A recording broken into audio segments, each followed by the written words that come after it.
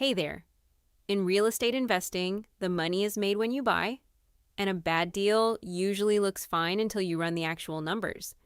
Let me walk you through the real estate deal analyzer, tab by tab, so you can tell a good deal from a bad one in minutes. The deal overview is your summary screen, purchase price, projected profit, and your key return metrics all in one place.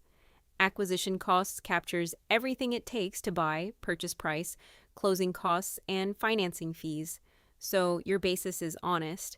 The rehab budget breaks renovation down room by room and line by line, which is where most flips go wrong.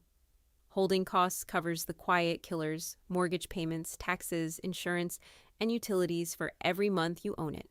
Selling costs accounts for agent commissions, concessions, and closing fees, so your exit number is real.